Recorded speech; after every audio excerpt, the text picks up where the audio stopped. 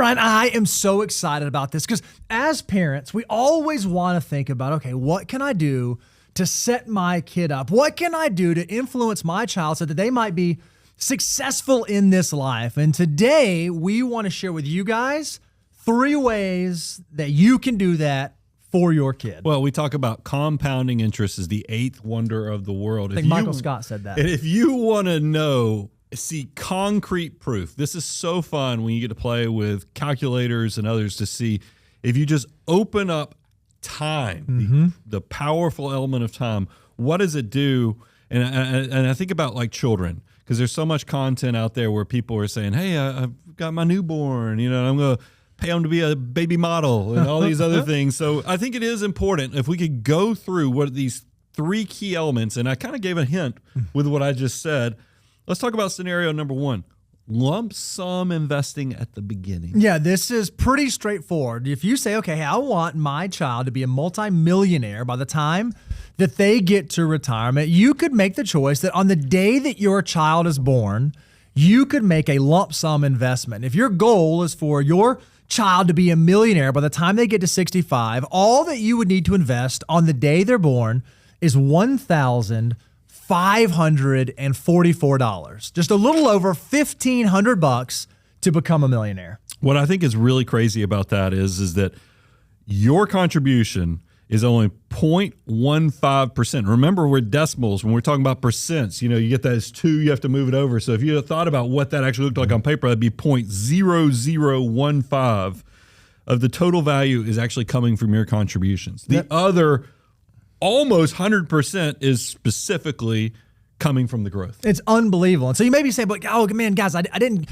catch it right when my child was born. I've got a 2-year-old, a 3-year-old. Well, don't fret. We have a resource for you. If you go to moneyguide.com/resources, we have a resource called Are You on Track to Become a Millionaire? And we actually show this for every age from 0 all the way to 65. We show what lump sum would need to be invested at that age in order for it to turn into $1 million by the time you get to 65. So if you have a 2-year-old, 3-year-old, 5-year-old, 8-year-old, you can go see what lump sum would be required to do that. So that's option strategy number 1 for making your kid a millionaire. Okay, what if you're one of these people who says, I want to spread this out a little bit. I don't want to do a lump sum. So we even did the calculation and said, hey, what if you were trying to figure out what do we need to save on a monthly basis from the time your child was born all the way up to 18 to still kind of reach that millionaire status? What does that look like? Yeah, so we know that in order to become a millionaire at age 18, you would need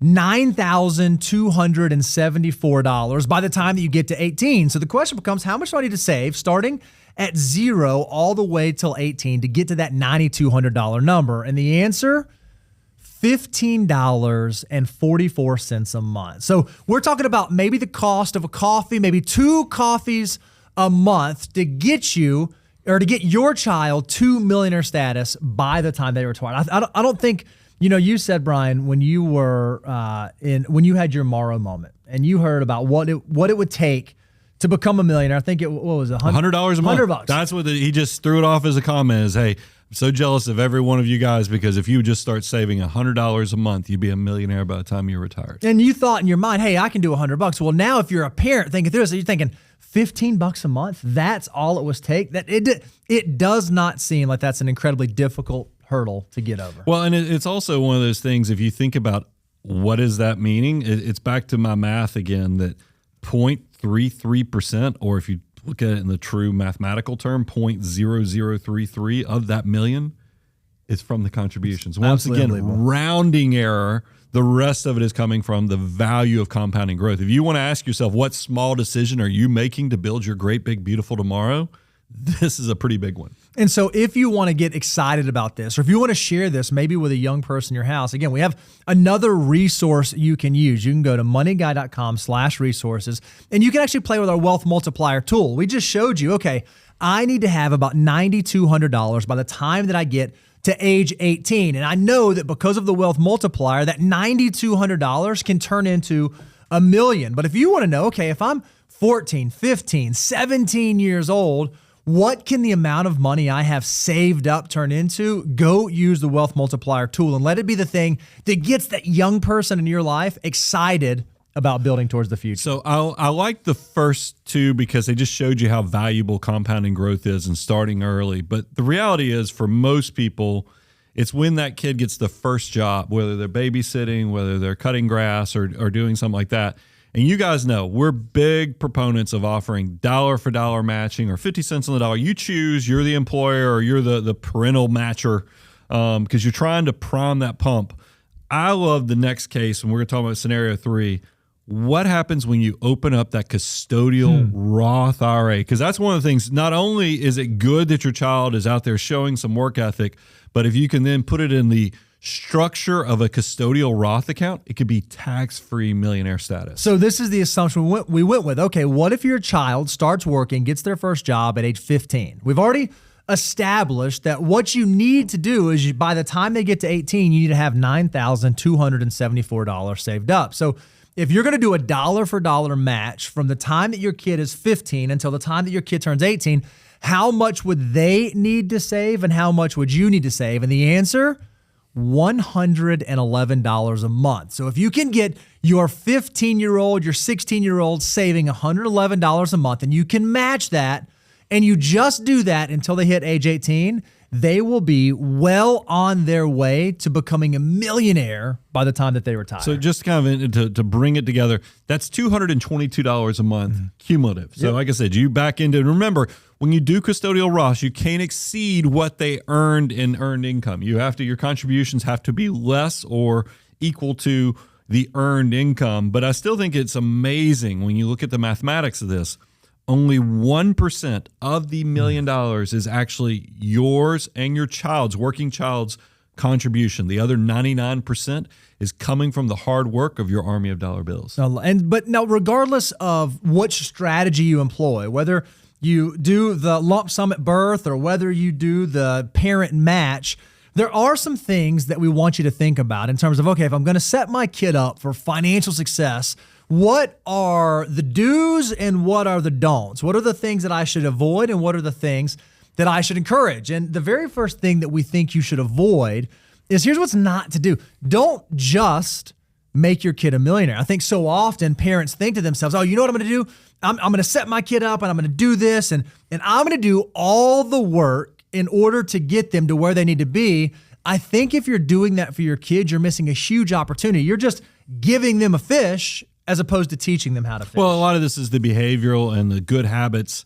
And realize this whole concept of turning like $1,500 into $1 million by the time they reach retirement, there's a lot of life that happens between that. And if you're not teaching good behaviors, good discipline, the understanding and the component of deferred gratification, your child, as soon as they reach majority age, is probably going to head for the exits as fast as they can. When they either get engaged, they'll want it for the engagement ring, or the first house down payment, they're going to use it. So that's why there's a lot of things in life, but from an thought exercise, it's always so powerful. But that's why you got to make sure you do the behavioral stuff and try to encourage discipline, work ethic, and other things. So that way it's not just, hey, mom and dad put this money in this account for me. Let's actually turn it into a teachable concept. I love it. The other thing that we don't want you to do is we don't want you to try to cheat the system. I mean, you already kind of alluded to this. We see people all the time. Oh, I've got this brand new newborn. I'm going to pay them to be a model and I'm going to, try to do custodial Roth.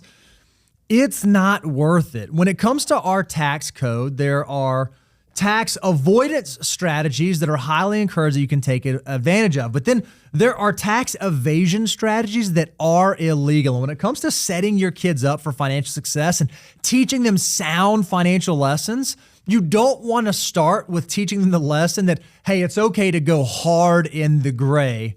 Don't try to get overcomplicated or over cute with it. Well, but don't miss here. If you do have a child that, because I think it's so cool. One of my friends in the community, they have a child probably starting at 7th grade, just love going on construction sites with their father, working.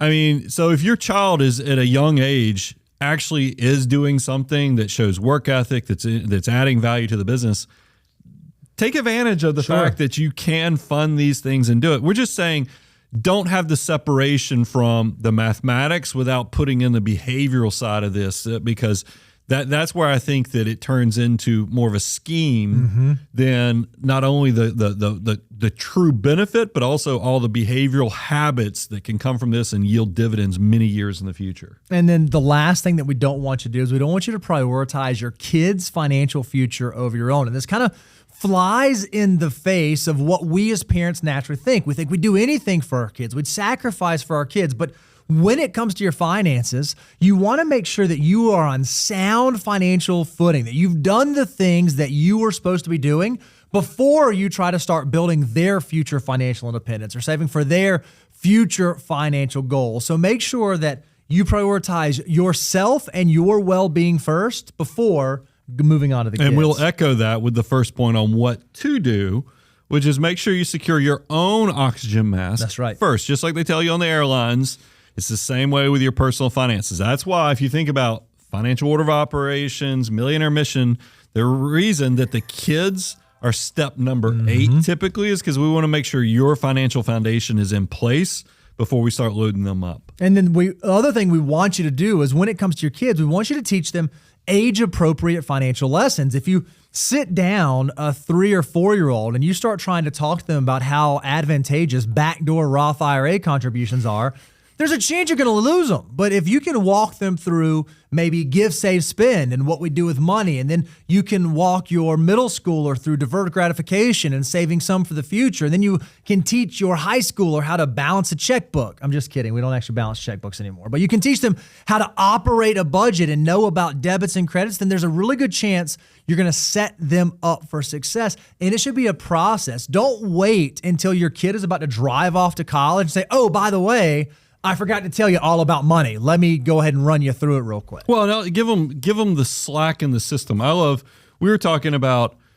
if your kid goes to camp and you give them money for food and stuff, let's see how they do with actually allocating that over a few days. Or let's see. If it's going back to school time for your middle schooler and you've allocated that you're going to give, $250 to new clothes in the fall, actually, let's work with them on how that works versus just being the unlimited checkbook, because that's the part that, and I'll say even for the older kids, I love fast food workers because if you get your high school kids working in fast food or any of those that highly connected to the public early jobs, they not only learn the value of work ethic, but they also realize how crazy the general public is. And if you can learn how to navigate that well, that will be a skill that will serve you for many, many, many years. And you're just not insulated where you graduate from college or trade school or whatever, and then you finally get your first real job, but yet you never had any experience on how to process this. It was a learning experience. It's back to, you said it great, Bo.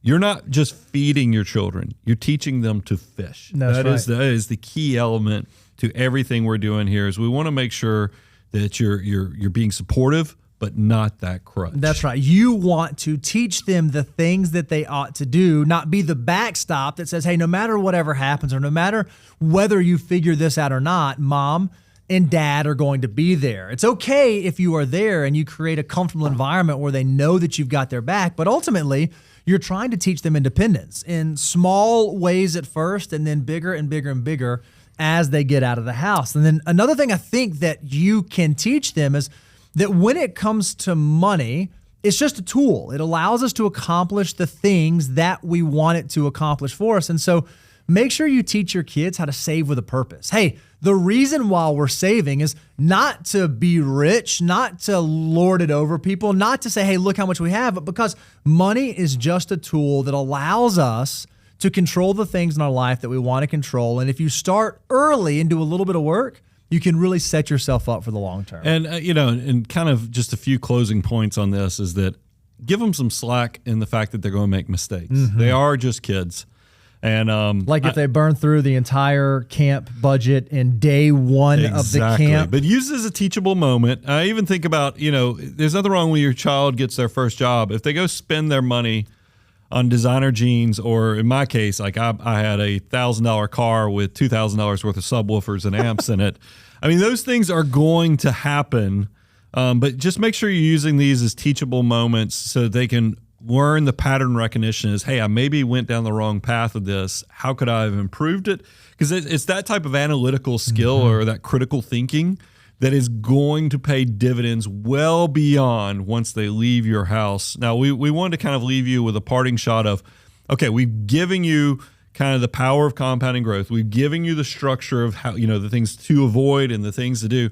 What are the accounts that you're actually going to, the vehicles that will actually help you facilitate this? Yeah, there's a couple different options. If you don't have a specific goal that you're saving for, but you just want your kid to begin building some assets, you could use an UTMA or an UGMA custodial account where you can serve as the owner, but they're the beneficiary, and they can build money. And then once they reach the age of majority, those become their dollars. If you specifically want them saving for college and that's a goal you want them working towards, then 529s are a great option. Or maybe like in today's show, you want to think about, how do I set my kid up for retirement? And I really want them to have that long-term focus.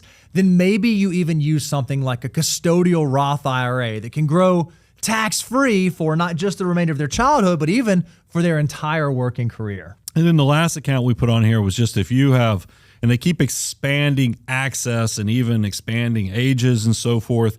But if you have a child that's got, developmental struggles or special needs, ABLE accounts are something you can go look into.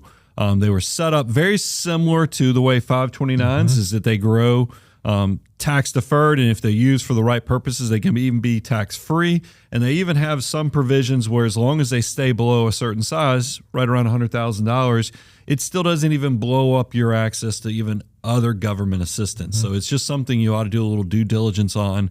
But we wanted all these accounts are very valuable and will help you on your journey to helping your children learn the habits of how to build their great, big, beautiful tomorrow. We love that we get to speak to this kind of stuff. We hope that it's encouraging to you and that it empowers you to be able to build up the next generation of financial mutants. And we also love that every Tuesday at 10 a.m., we can sit right here and answer your questions and speak to the things that you care about. So if you have a question that you want to get our take on or you want us to weigh in on, make sure you get it in the chat right now, because we have the team out in the wings collecting your questions, because we believe there is a better way to do money.